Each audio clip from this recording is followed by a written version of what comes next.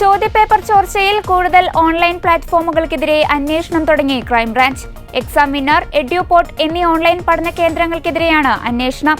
കൂടുതൽ പേർ വലയിലാകുമെന്നാണ് അന്വേഷണ സംഘം നൽകുന്ന സൂചന.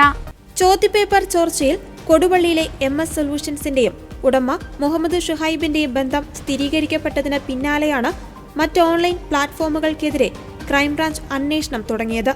10ാം ക്ലാസ് +1 പരീക്ഷകളുടെ ചോദ്യപേപ്പർ ചോർച്ചയ്ക്ക് MS സൊല്യൂഷൻസിനും മുഹമ്മദ് ഷുഹൈബിനും പങ്കുള്ളൂ. മറ്റ് ക്ലാസുകളിലെ ചോദ്യപേപ്പറുകളും സമാന രീതിയിൽ ചോർന്നിട്ടുണ്ട്. അതിനു പിന്നിൽ ആരാണെന്നാണ് അന്വേഷണം നടക്കുന്നത്. ഷുഹൈബ് അന്വേഷണ സംഘവുമായി കാര്യമായി സഹകരിക്കുന്നില്ല. എന്നാൽ പിടിയിലായ അബ്ദുൾ നാസർ പലരുടെയും പങ്ക് വ്യക്തമാക്കുന്ന തെളിവുകളടക്കമുള്ളവ നൽകിയിട്ടുണ്ട്.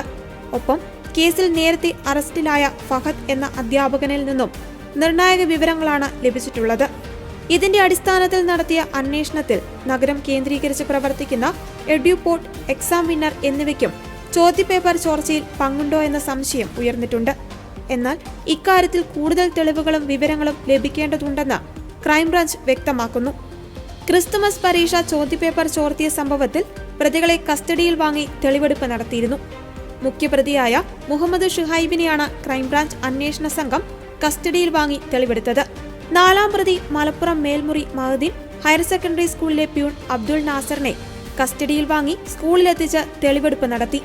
കഴിഞ്ഞ ദിവസമാണ് പ്രതികളെ 3 ദിവസത്തെ കസ്റ്റഡിയിൽ വിട്ടുകൊണ്ട് താമരശ്ശേരി മജിസ്ട്രേറ്റ് കോടതി ഉത്തരവിട്ടത്. തുടർന്ന് ഷുഹൈബിനെ കൊടുവള്ളിയിലെ MS സൊല്യൂഷൻ സ്ഥാപനത്തിലും ഒളിവിൽ കഴിഞ്ഞ കുന്നമംഗലത്തെ ബന്ധുവീട്ടിലും എത്തിച്ച് വിവരങ്ങൾ ശേഖരിച്ചു. നേരത്തെ സ്ഥാപനത്തിൽ ക്രൈംബ്രാഞ്ച് പരിശോധന നടത്തി ലാപ്ടോപ്പ്, മൊബൈൽ ഫോണുകൾ തുടങ്ങിയവ പിടിച്ചെടുത്തിരുന്നു. ചോദ്യപേപ്പർ ചോർന്ന കേസിൽ മുഹമ്മദ് ഷുഹൈബിനെ കഴിഞ്ഞ വ്യാഴാഴ്ചയാണ് ക്രൈംബ്രാഞ്ച് അറസ്റ്റ് ചെയ്തത്.